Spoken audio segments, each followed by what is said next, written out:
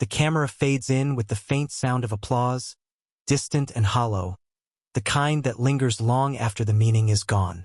A montage flashes across the screen. Prince Harry, smiling at the Invictus Games, clapping for wounded soldiers, hugging veterans, shaking hands with athletes who lost limbs in battle. Before we continue, please hit the like button, subscribe to the channel, and turn on the notification bell for updates. It looks noble. It looks pure. But behind those flashes, something darker lurks. A truth that Rob Owen OBE, the very man who helped build the games, can no longer keep to himself. The voiceover begins, calm yet cutting. He used them. Those 3 words ignite everything. The world once saw the Invictus Games as Prince Harry's redemption arc, the moment he transformed from the party prince into the compassionate soldier-turned-hero. It was supposed to be his greatest legacy, his proof that he understood sacrifice, service, and healing. But now that legacy is under fire. The man who stood beside him from the beginning, who watched it all unfold from inside, has finally broken his silence. And what he reveals could destroy the image Harry has spent years building. Rob Owen's voice, steady but heavy, echoes through newsrooms and social feeds. He used wounded soldiers to boost himself. The words cut through the noise of royal gossip and hit straight at the core of something sacred. Because when a man who spent decades working for veterans says something like that, people stop scrolling. They listen. The truth, as Owen paints it, isn't about royal feuds or tabloid rumors. It's about betrayal. About how a movement born from pain and purpose slowly turned into a glittering circus, choreographed for cameras and Netflix scripts. He describes the shift, subtle at first. When press officers began replacing military organizers, when media advisors whispered about optics, when athletes were told to wait for the perfect light before receiving medals. It wasn't about service anymore. It was about spectacle. Have you ever seen something beautiful lose its soul? That's what Rob Owen says happened to Invictus. And it didn't happen overnight. To understand how this explosion began, you have to go back to where it all started, the heart of the games. In 2014, the Invictus Games were more than just an event. They were a declaration of resilience. Men and women who had seen war, who had lost limbs, sight, or peace of mind, were given a stage not for pity, but for pride. And Harry, himself a veteran, stood among them. He wasn't royal, he was one of them. At least that's what they believed. The first Invictus Games in London were raw, unfiltered, emotional. Soldiers cried, families cheered, the nation wept. For once, the spotlight was on the forgotten, not the famous. And for a brief moment, it felt real. Rob Owen, then CEO of the organization behind it, said he saw something spiritually moving in those early days. He believed in Harry's sincerity. He believed the prince was different. Someone who understood what it meant to serve, to hurt, to heal. But time changes everything. Fame has a way of creeping in quietly, wrapping itself around good intentions until they suffocate. And when Harry's life shifted, when he left the royal family, when he signed deals with Netflix and Spotify, when his every move became part of a global brand, Invictus changed with him. Rob Owen didn't speak out right away. For years, he remained silent, watching from the sidelines as Harry took the stage again and again, speaking of hope and humanity while cameras followed his every step. But behind those speeches, Owen saw something the world didn't. Veterans who felt sidelined, organizers who whispered their frustration, and sponsors who suddenly cared more about celebrity appearances than soldier rehabilitation. He recalls one moment vividly, a planning meeting before a recent Invictus Games. As he tells it, the discussion wasn't about how to improve rehabilitation programs or athlete support. It was about camera angles, interview slots, and how to make sure Harry's presence dominated the footage. Someone even asked how the lighting would look when Harry entered the arena. That's when I knew, Owen says. It wasn't about them anymore. It was about him. This statement spread like wildfire, igniting debates across news networks and social platforms. Was Rob Owen bitter? Or was he the only one brave enough to speak the truth? And why now, after all these years? Some insiders suggest that Owen had been sitting on these feelings for a long time, struggling between loyalty and conscience. He admired Harry once. deeply. He defended him when critics accused the prince of using tragedy for publicity. But as years passed, the disillusionment grew impossible to ignore. The Invictus Games, once a mission of hope, began to look more like a red carpet event. The signs were everywhere. Exclusive interviews that centered on Harry's vision rather than the athlete's achievements. Netflix camera crews shadowing him, not the competitors. Posing shots instead of spontaneous moments. It became a brand extension of Sussex fame, not a charity for healing souls. Viewers watching the latest Invictus Games may have felt something was off, even if they couldn't explain why. It looked glossy, too perfect, too polished. The veterans, the beating heart of the games, were now background characters in Harry's redemption film. And now Rob Owen was confirming it. He describes a chilling realization during one of the events. "We were standing behind the scenes, and the producer leaned in to ask if Harry could redo a hug for the cameras. That's when I knew we'd crossed a line. You don't redo real emotion. You don't choreograph pain." The statement sent shockwaves. Suddenly, people weren't just questioning Harry's motives. They were questioning his entire image. Had he been performing all along? Was Invictus just another PR weapon in a growing arsenal of media projects designed to rebrand him after leaving the monarchy? For veterans who once idolized him, it was like watching their hero fall. One soldier wrote anonymously online, "I fought for my country, not for someone's documentary footage." Another added, "We believed he was one of us. Now it feels like we were props in his movie." The emotional weight of those words hits hard. Because these aren't anonymous critics on social media. They're the men and women who bled for their countries, who found meaning again through the games, who believed Prince Harry stood for something greater than fame. And yet, even as these stories spread, Harry's public image machine kept turning. Carefully crafted posts, perfectly timed appearances, emotional speeches, each one reinforcing the narrative of a compassionate royal building a legacy of healing. But for Rob Owen, it was a facade. He turned a sacred mission into a media circus, he said bluntly. He's a fraud. That accusation doesn't come from a tabloid. It comes from a decorated man who has spent decades working to restore dignity to veterans. And that's what makes this story different. This isn't gossip, it's a reckoning. What happens when good intentions meet the hunger for relevance? When someone who once fought for meaning now fights for camera time? That's the question this story forces us to confront. As the dust settles, one truth remains undeniable. The Invictus Games are at a crossroads. Can they ever return to what they once were? Or will they forever carry the stain of what Rob Owen describes as a betrayal of purpose? By the end of this investigation, viewers will see a side of Prince Harry rarely discussed. Not the victim of royal politics, but the architect of his own unraveling.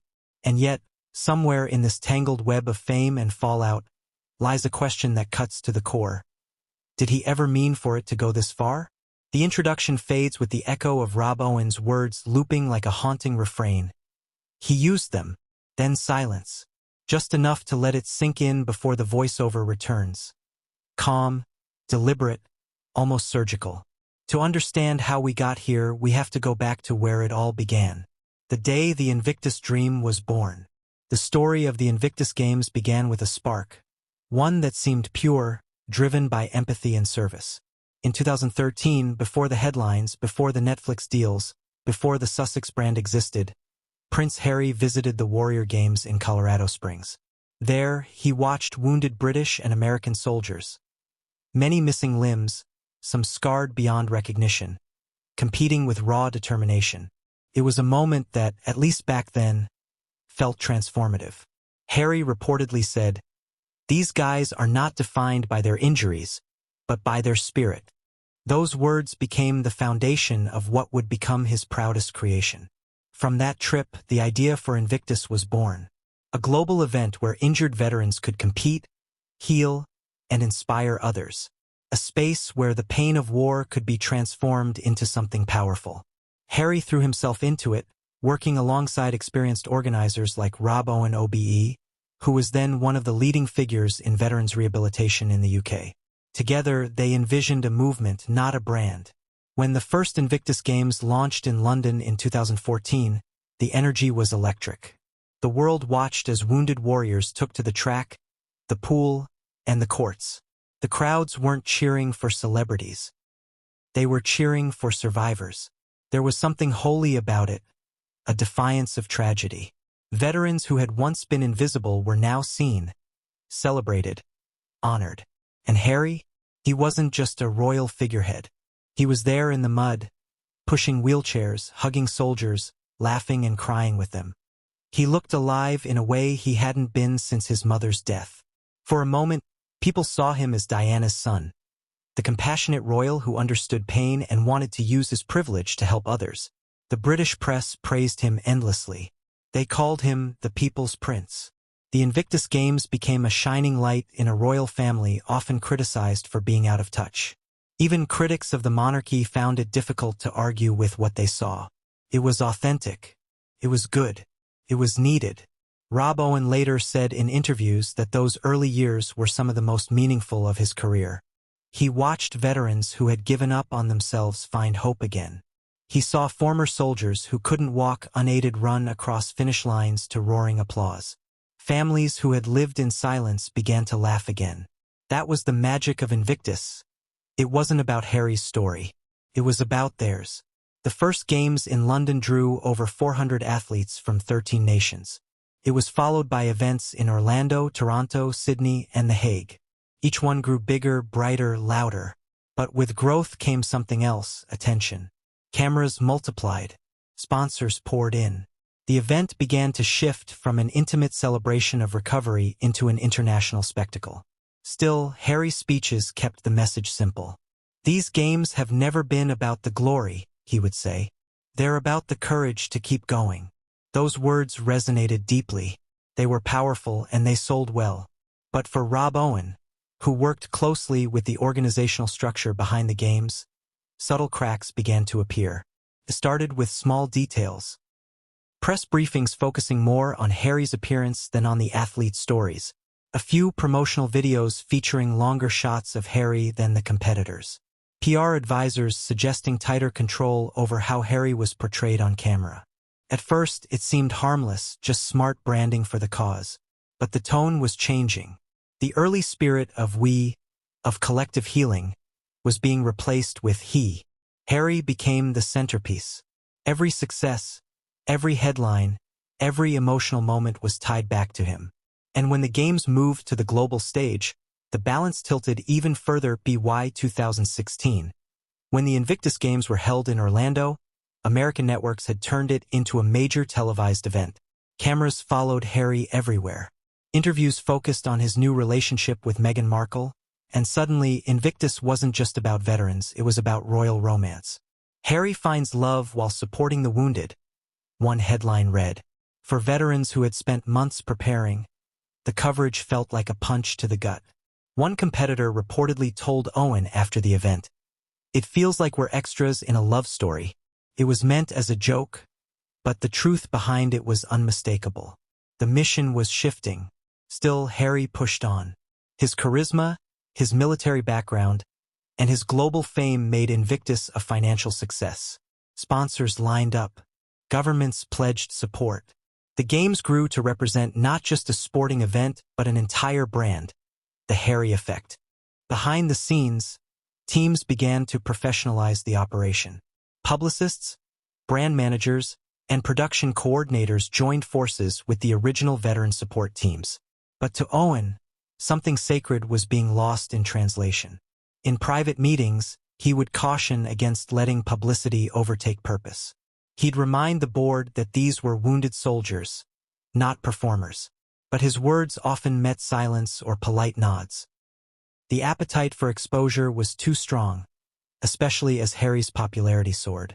When Harry married Meghan in 2018, the Invictus Games reached a new level of fame. The Duke and Duchess of Sussex became global icons of compassion. Every public appearance was covered, every smile photographed. When Meghan made her first Invictus appearance in Sydney, dressed elegantly beside Harry, the press coverage exploded. Royal power couple bring glamour to Invictus. The headlines screamed. For many veterans, that was the moment everything changed. The games began to feel less like a sanctuary for healing and more like a media event wrapped in royal glitter. While some were grateful for the attention, after all, more eyes meant more awareness. Others began to feel invisible again. Rob Owen, who had poured years of his life into nurturing Invictus, started hearing quiet complaints. Soldiers saying they felt sidelined. Staff worrying that decisions were being made for optics rather than impact. He'd hear about veterans being asked to re-record emotional moments for promotional material.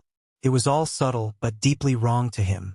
One evening, after a long planning meeting in London, Owen reportedly told a colleague, "I'm afraid we're losing our soul." The colleague agreed.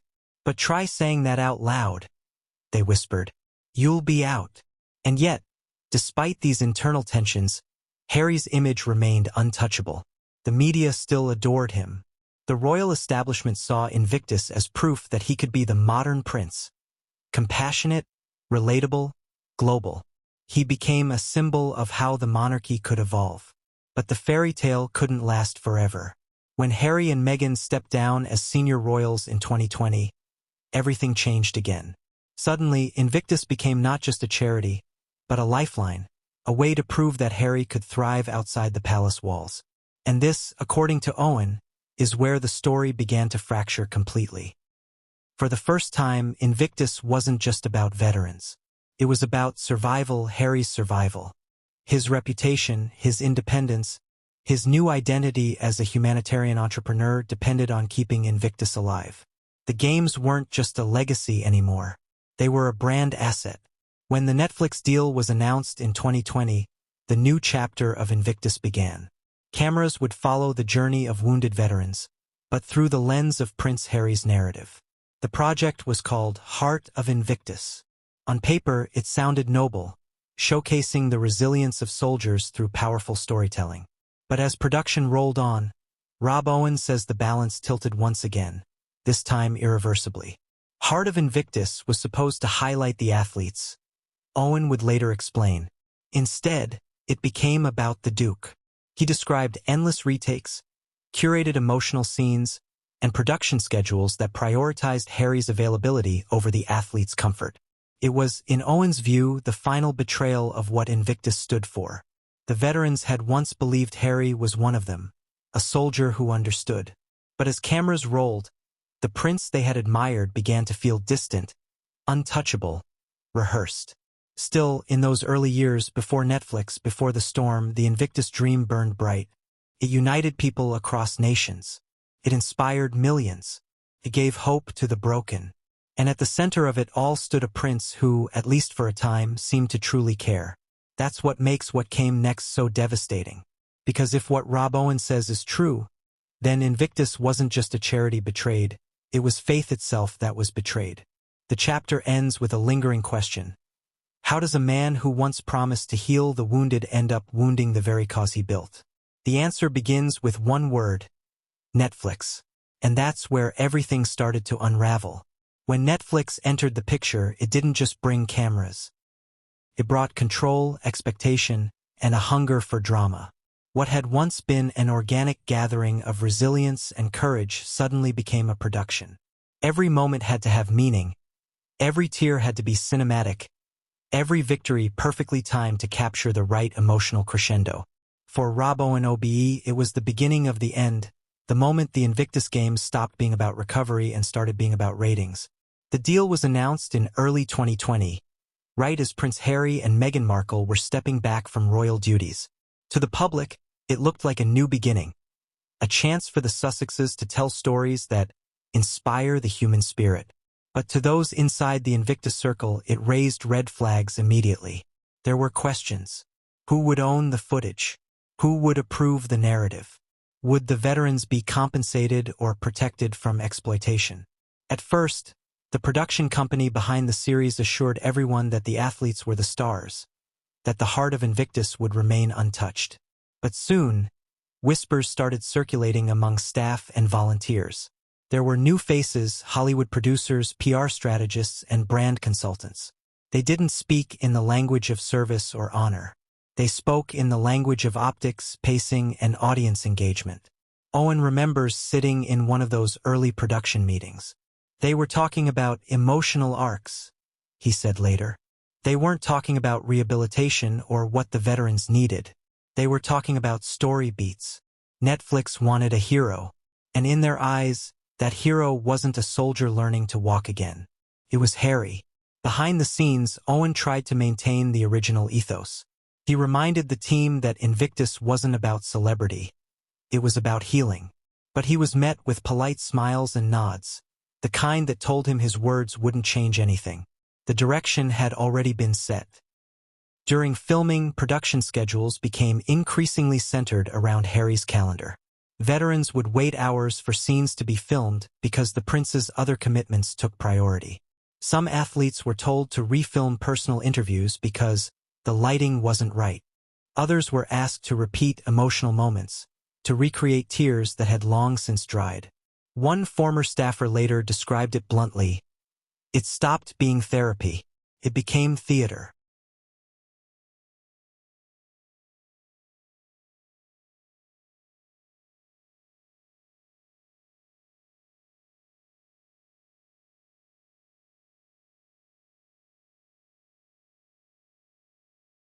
Veterans from around the world began sharing their disappointment online.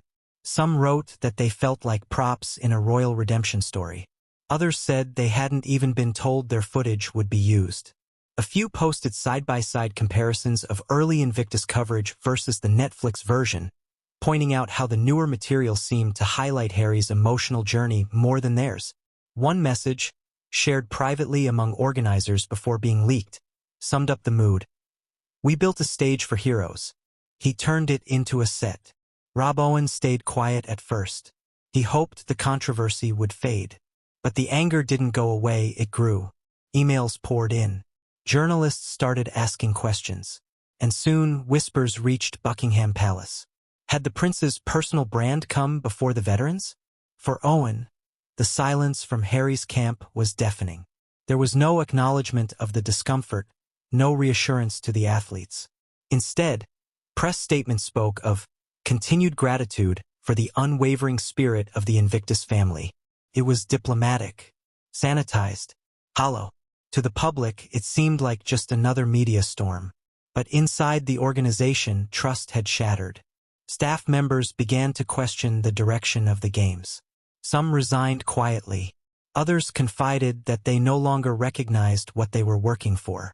Rob Owen, the man who had once stood shoulder to shoulder with Harry at the game's founding, felt the same. He saw an event that had started as a mission of healing turn into a global stage for one man's reinvention. And as he watched the fallout unfold, he knew he couldn't stay silent forever. The Netflix partnership had exposed the heart of the problem, that the games had become a mirror reflecting not the veterans' strength, but Harry's need to be seen as their savior. Still, Owen hesitated. Speaking against a prince was no small thing. But when he heard that plans were underway for the next games to be even more commercialized, complete with celebrity performances and red carpet events, he reached his breaking point. He told a friend, "It's not Invictus anymore. It's entertainment." And when he finally decided to speak, he didn't hold back. He accused Harry of turning a sacred mission into a media circus. He said the games had been hijacked by image makers and cameras. His words sent shockwaves through the global press. For years, Harry had been seen as the one royal who truly understood service. Now, the man who helped him build his greatest achievement was calling him out as a fraud. The question spread like wildfire. Had Harry really used wounded soldiers for personal PR? Or was Rob Owen bitter, disillusioned, or even misinterpreted? In that storm of headlines and speculation, one thing became clear. This was no longer about gossip or royal drama. It was about integrity, about how far a man will go to protect his image, and about what happens when noble causes are swallowed by fame. The tension reached its breaking point when Rob Owen's full interview aired, unedited. In it, he said quietly, the games were never about the veterans to him. They were about the story he could tell. And with that sentence, everything changed. Because once those words were out, there was no going back. The silence that had protected the prince's reputation was shattered, and the voices of the veterans he'd once championed were about to rise louder than ever. The next chapter would not be about cameras or contracts.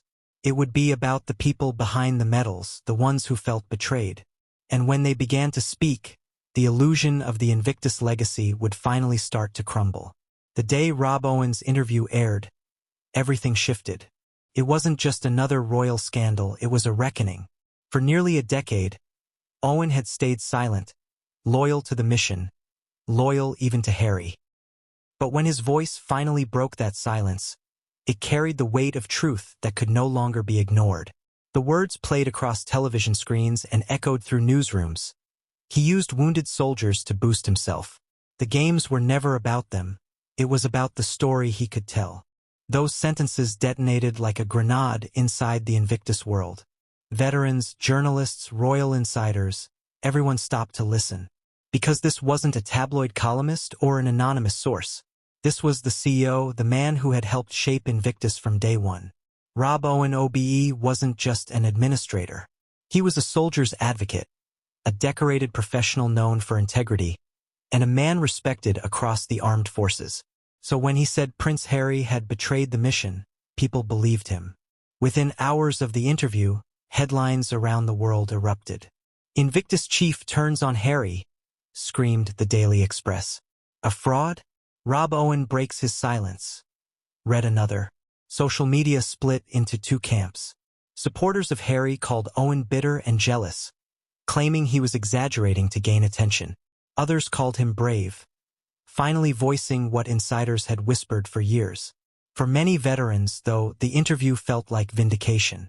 They'd been trying to tell this story for a long time but were dismissed, silenced, or ignored. Now, someone with authority was saying it out loud. One of the first to react was a former Invictus athlete, James B., who had competed in the London Games. He posted a message on X that read, "It's hard to say, but Owen's right. Somewhere along the way, we stopped being the focus." That post was shared over 20,000 times in a day. Another veteran, a female Paralympian from Canada, shared her own experience. "We were told to wait for better lighting before receiving our medals. That's not the Invictus spirit we signed up for." The media firestorm was relentless. Talk shows debated the issue.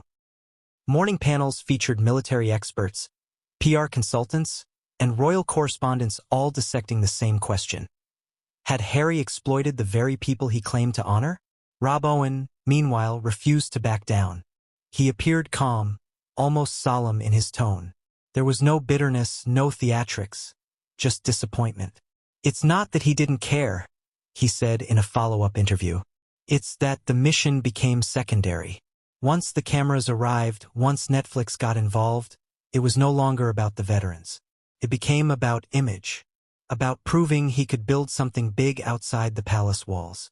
That comment hit particularly hard, because at the heart of the Invictus Games story lies Harry's own need for validation. When he left the royal family, he didn't just lose his titles, he lost his identity. Invictus had always been his proof that he could stand for something greater than privilege. But as Owen described it, that need to be seen as a savior began to erode the sincerity that once made Invictus sacred. Behind the scenes, tensions inside the Invictus Foundation began to boil. Board members were divided. Some wanted to issue a public defense of Harry, fearing the controversy could jeopardize sponsorships and future events. Others felt the truth needed to be confronted head-on. A leaked internal email later revealed how deep the division went. One staff member wrote, "We can't protect a brand over the people it's meant to serve." Another replied bluntly, "We owe everything to the veterans, not to his PR." In the middle of it all, Owen faced enormous pressure. Sources close to the organization claimed he was urged by legal advisors to clarify or soften his statements. But he refused. He told colleagues, "If we start rewriting the truth, we're no better than the spin doctors who destroyed the game's integrity in the first place." What made his accusations so powerful was the detail. He didn't just speak in vague criticisms. He painted vivid, uncomfortable scenes. He described events where Harry's staff would control access to athletes, ensuring that photographers captured the prince in the best light. He mentioned times when injured veterans waited for hours while Harry gave exclusive interviews. And he shared one story that made even the most loyal royal watchers uneasy. It was during one of the game's planning sessions for the Netflix documentary. Owen said he was in the room when a senior producer asked how to make Harry's story more emotionally central. Owen protested, saying, "This isn't his story, it's theirs." The producer reportedly smiled and said, "We'll find a way to make it both." That single exchange, Owen claimed, revealed everything wrong with what Invictus had become. It wasn't about truth, it was about narrative. But what gave his words even more weight was the emotional undercurrent. Owen wasn't angry in the way of revenge. He was heartbroken. You could hear it when he spoke. He had believed in Harry, defended him, admired him. He'd seen the young prince comfort soldiers, visit hospitals, cry with families. He'd seen real compassion once. That's why the betrayal hurt so deeply. "People think I'm attacking him," Owen said softly during one televised interview. "I'm not. I'm mourning him. The man who started this, the Harry I knew, he's gone." Those words drew silence in the studio. The interviewer didn't even interrupt. You could sense the sadness more than the anger. Because underneath it all, Owen wasn't trying to destroy Harry. He was trying to remind the world that something pure had been lost. Meanwhile, inside Montecito, Harry's team scrambled.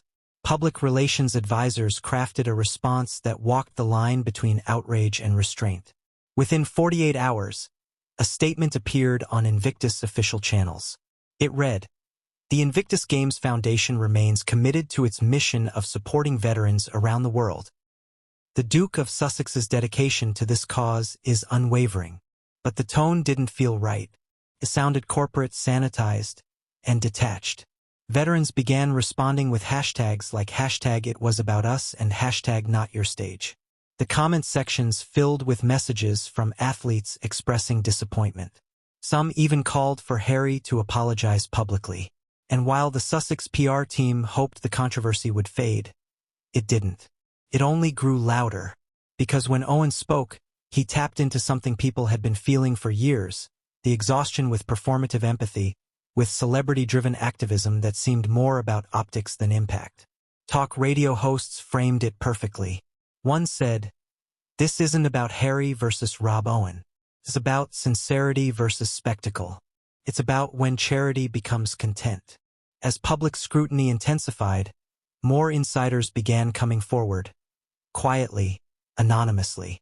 They shared stories that reinforced Owen's claims. Staged hugs, pre-approved emotional moments, and deliberate control over which athletes appeared on camera. One source from within the production team described it like this: "Every time something real happened, someone would ask, 'Did we get that?' It was like the suffering didn't matter unless it was captured in 4K. The cracks in Harry's public image widened. Even longtime supporters began asking hard questions. Was the man who once stood shoulder to shoulder with soldiers now standing above them? Owen's statements had done more than expose a scandal. They had peeled away the myth. They showed that behind the carefully managed lens of compassion, there might be a man more desperate for validation than anyone realized. Still, Owen didn't gloat. In his final segment of the interview, he said quietly, "Invictus was born from hope, can still be saved. But to do that, the person who broke it has to admit what went wrong." That line landed like a hammer, because everyone knew who he meant. The story wasn't just about veterans anymore. It was about truth, redemption, and accountability. And while Harry's PR team worked overtime to contain the fallout, what they couldn't control were the voices of those who'd once trusted him, the veterans themselves. In the days that followed, those voices began to rise. They were tired of being silent, tired of being props in someone else's performance. They were ready to speak. And what they said next would shake the very foundation of the Invictus Games. The veterans were about to reclaim their story. And when they did, no amount of royal charm or Netflix gloss could bury what was coming. The first voice came from a quiet corner of Twitter late that evening. A simple post from an Invictus competitor named Mark Thompson, a former Royal Marine who had lost his leg in Afghanistan. He wrote, "I'll always respect what Invictus gave me, but Rob's right. Somewhere along the way, it stopped being ours." The tweet was modest, heartfelt, and utterly devastating. It struck a nerve that had been buried beneath years of curated optimism and royal soundbites. Within hours, it had thousands of likes, then tens of thousands. Other veterans began to reply, each one peeling back another layer of the story Harry had built. A wheelchair basketball player from Canada replied, I remember being told to wait to roll onto the court because Harry wasn't in position yet. That was the moment it clicked for me. It was never about the game. A medic who had worked behind the scenes in Sydney added, we were told to avoid speaking to the press without clearance. Even when we wanted to share our personal stories, they said, make sure it fits the narrative. Whose narrative? Not ours. It was a flood. Dozens of messages from around the world poured in. Veterans from the US, the UK, Australia, the Netherlands, all telling eerily similar stories. It wasn't that they didn't appreciate the platform Invictus had given them. They did. They were grateful. But what haunted them was how the games had shifted from authenticity to production, from therapy to theater. The hashtag our voices not props started trending by morning. Journalists took notice. Within 24 hours, Sky News, BBC, and CNN were all running segments on the growing veteran backlash. The coverage was raw. Interviews with competitors who spoke not with bitterness, but heartbreak. We trusted him, said one. We thought he understood us because he'd been one of us. But he left us behind the minute it stopped serving his story. Rob Owen, meanwhile, watched the reaction unfold with quiet sadness. He hadn't wanted to start a war. He just wanted the truth to be heard. But now that truth had taken on a life of its own. When reporters asked if he regretted speaking out, he shook his head. If they're finally being heard, then it was worth it. Behind the scenes, the Invictus Foundation scrambled to contain the fallout. Emergency meetings were called. Sponsors demanded answers. Internal memos leaked to the press showed growing panic among board members. One particularly telling note read, we underestimated how deep the veterans' discontent runs. This isn't a PR issue. It's a moral one. The veteran stories were damning not because they were dramatic, but because they were consistent. They painted a picture of disillusionment, of people who had given everything to a cause they believed was about them, only to realize they had become extras in a show about someone else. One of the most emotional accounts came from a British veteran named Sarah Collins, who had participated in the Toronto Games. In a BBC interview, she said softly, I was proud to represent my country, but when I look back at the footage, all I see is Harry's face. Not ours. Not our teammates. Just him. I'm grateful, but I feel erased. Her words struck a chord. For the first time, the public began to question not the purpose of Invictus, but the purity of its leadership. Was Prince Harry's compassion genuine, or was it performance? And yet, amid the outcry, there were still those who defended him. A few veterans came forward to express gratitude for what the games had done for them. One from the US wrote, without Invictus, I might not be here today. I don't care who gets the credit. I just care that it exists. Another said, Harry gave us a platform. Whatever his motives now, he started something beautiful. But even those defenders acknowledged the same underlying truth, something had changed. As the backlash grew, the royal commentators dove in. Some saw the controversy as evidence of what they'd always suspected, that Harry's independence from the royal family had led him down a path of overexposure and self-importance. Others argued that this was simply the modern world of philanthropy, where causes and image are hopelessly intertwined. But for those who had lived the Invictus story, it wasn't theoretical.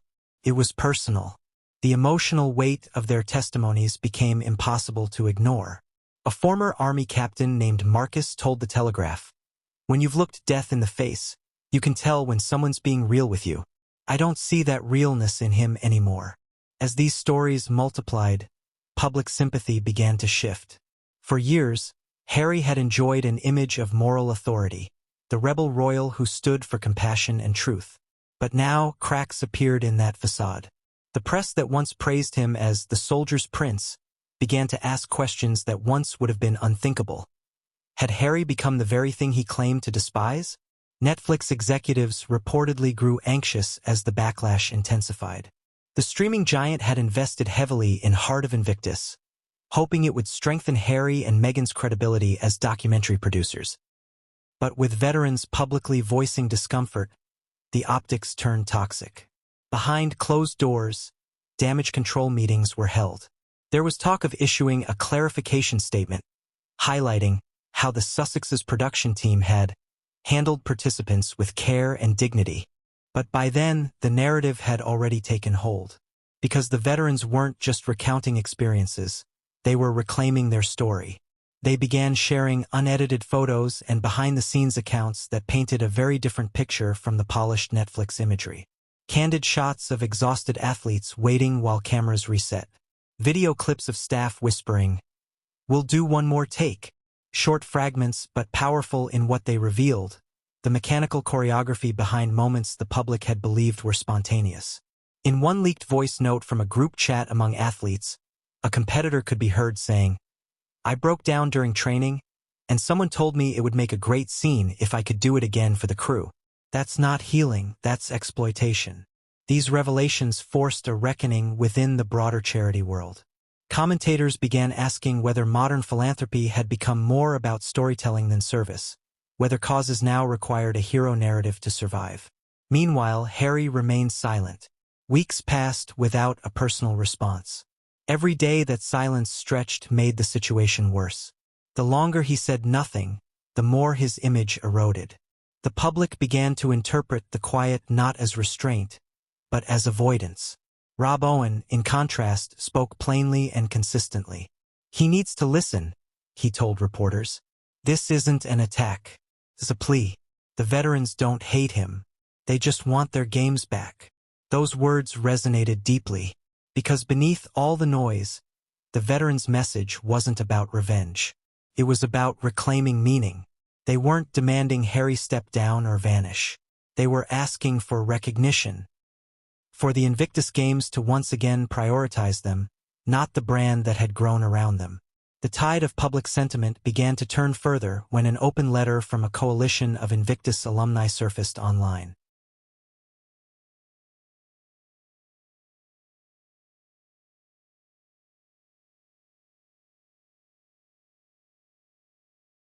It wasn't illegal, but it was damning.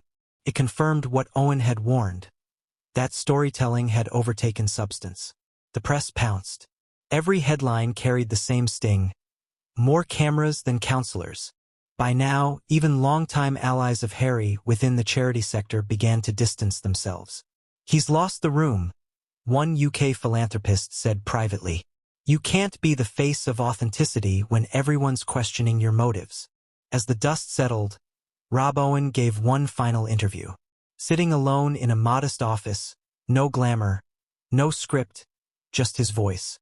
He said, "The games can still be saved, but the man who built them has to step aside. This was never about fame.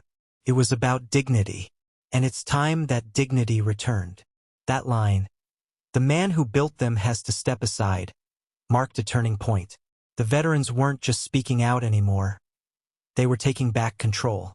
And just as it seemed the storm couldn't get any worse for Harry, another shock was coming. Because one of the very veterans featured prominently in his Netflix series had decided to tell his story in full. Not the edited version the cameras showed, but the real one. And what he revealed next would make the fallout explode into something far beyond reputation. It would challenge the entire truth of what Invictus had become. Because this time, the story wouldn't be controlled by Netflix, the Palace, or Montecito. It would be told by the very person Harry had used to sell his redemption. And once the world heard it, there would be no redemption left to sell. He had been one of the stars of Heart of Invictus, a British paratrooper named Alex A.J. Jensen. In the Netflix series, A.J. was portrayed as one of Harry's closest Invictus success stories. A wounded veteran rebuilding his life through sport, inspired by the prince's vision of resilience. Viewers loved him. His smile, his vulnerability, his scenes with Harry. Everything about his arc screamed hope. It was the emotional backbone of the series, the heart the producers wanted. But now, months later, AJ broke his silence. He sat down for an interview with a UK investigative journalist from Channel 4. No glamour, no filters, no rehearsed lines. He looked thinner, older, and much angrier than the polished man seen on Netflix. His opening line was soft, almost weary. It wasn't real. None of it was. The interviewer leaned in. What do you mean? AJ exhaled. The scenes you saw, the ones where I'm crying, where Harry hugs me, that wasn't how it happened. They were staged. The first time I actually broke down, there were no cameras. It was just me talking about losing my leg, losing my mates. It was raw, messy. I didn't want anyone to see it. But when the crew found out, they asked me to recreate the emotion. They wanted me to cry again. I didn't want to. They said, "It's important for the message." He looked down, his voice trembling. That's not a message. That's manipulation. The journalist asked if Harry was present during those moments. AJ nodded slowly. He was. He watched. He didn't stop it. That sentence sent chills through everyone watching. The broadcast aired on a Sunday night, prime time, across the UK. Within hours, it went viral. Clips of AJ's testimony spread like wildfire across every platform. They told me when to cry. It was the quote of the night, haunting and unforgettable. AJ went on to describe other moments the public never saw. How producers insisted on filming multiple takes of Harry comforting veterans. How organizers adjusted lighting and camera angles while competitors waited. How one woman with severe PTSD refused to participate in interviews because the constant presence of cameras triggered her anxiety, but was pressured to at least walk through the background of a scene. I thought Invictus was about healing, AJ said, but it started to feel like we were part of someone's documentary, not our own recovery. They called it Heart of Invictus, but whose heart were they really showing? Because it wasn't ours. When asked why he waited so long to speak out, AJ's answer was simple. I was scared. You don't go against a prince, do you? Everyone told me to stay quiet. But after Rob spoke up, I knew I had to. He was right. That one interview broke the final barrier of silence. Overnight, other veterans began contacting journalists, confirming AJ's account. A former event volunteer revealed that during filming, specific competitors were chosen for camera friendliness, while others were quietly pushed aside. A production assistant leaked an internal memo outlining which athletes should receive emotional focus priority. The illusion shattered. Across social media, outrage spread like wildfire. Hashtags like #InvictusExposed and #NotYourStory trended globally. Military forums filled with veterans condemning what they saw as the ultimate betrayal of trust. We bled for our countries, one user wrote. We didn't sign up to bleed for someone's brand. Even mainstream newspapers, cautious at first, began publishing detailed exposés. The Times ran an investigative feature titled, Inside the Invictus Illusion. It quoted crew members who admitted that emotional scenes were guided for maximum audience impact. One insider said, "We were told to capture the Duke's empathy. That was the brief. The veterans were part of the background to that story." Meanwhile, Buckingham Palace reportedly watched the chaos unfold with uneasy satisfaction. Though the monarchy made no official comment, royal courtiers leaked whispers that the institution had long warned Harry about over-commercializing Invictus.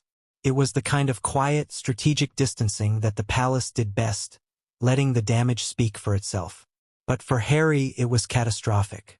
The man who once stood as the champion of wounded soldiers was now accused of exploiting them.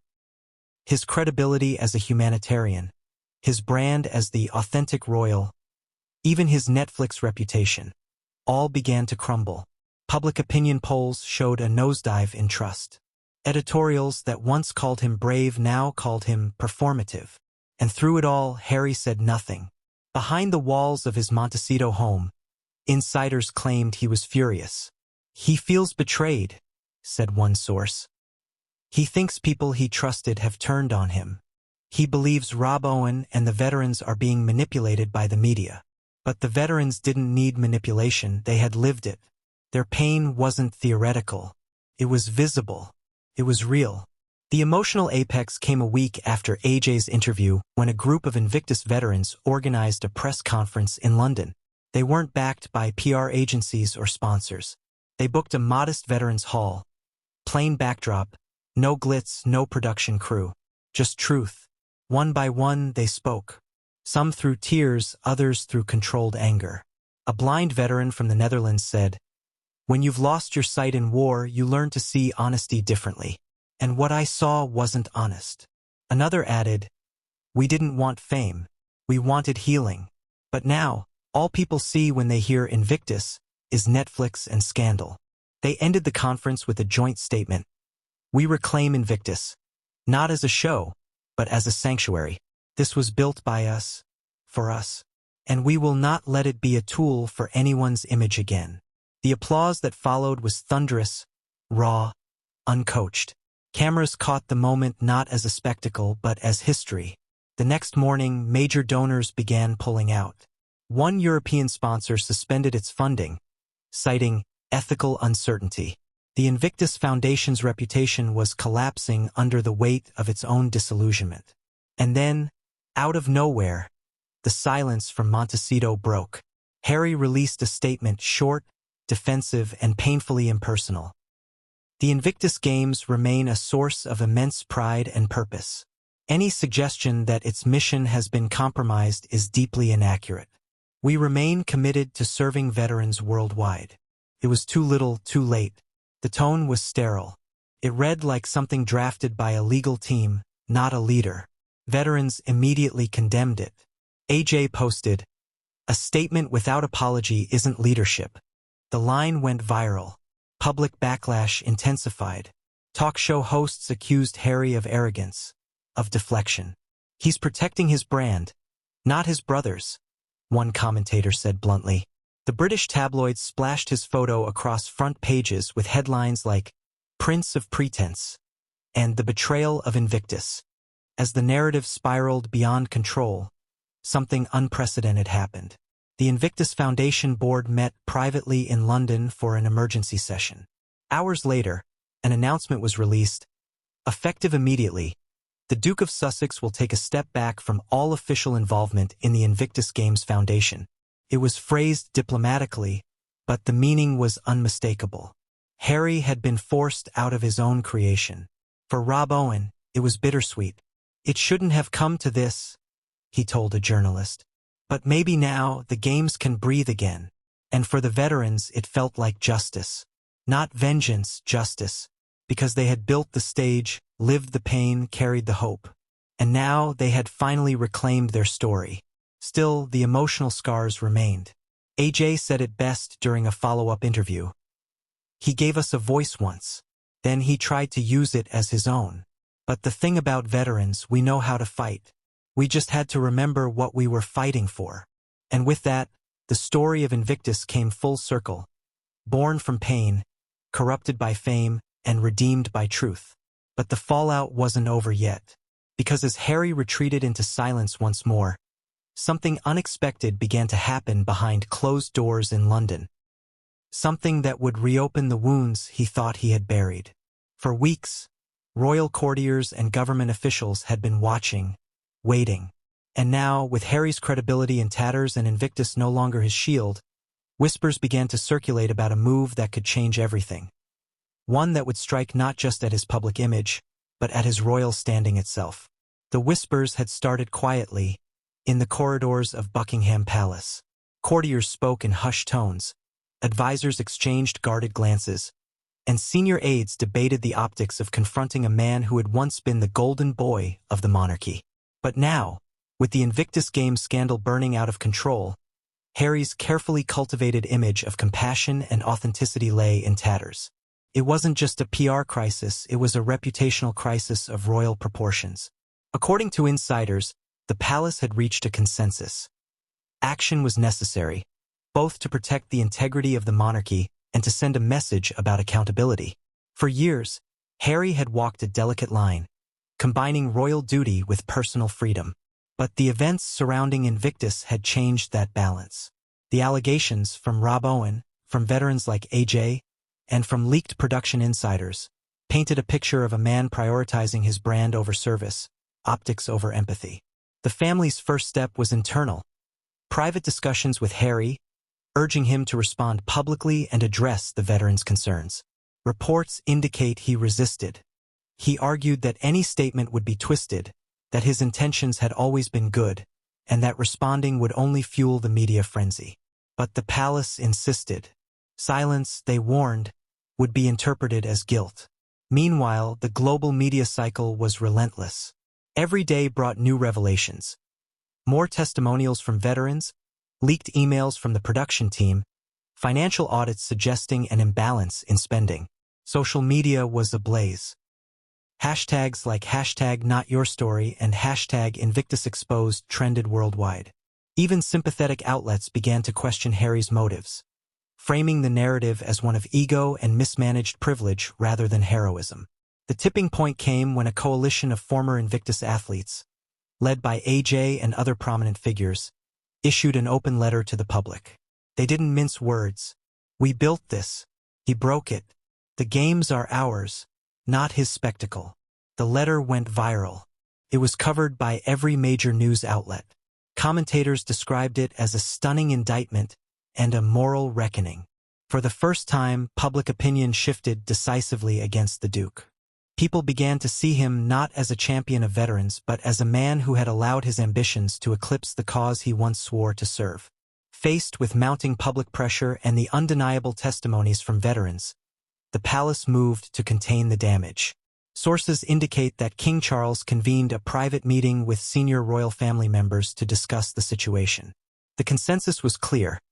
Harry could no longer remain publicly associated with the Invictus Games in any official capacity. His involvement had become a liability, not an asset. The decision was unprecedented. A senior royal stepping back from an initiative he had founded, at the urging of the monarchy itself, sent shockwaves across media and social platforms. The announcement was carefully worded to maintain decorum. Effective immediately, the Duke of Sussex will take a step back from all official involvement in the Invictus Games Foundation.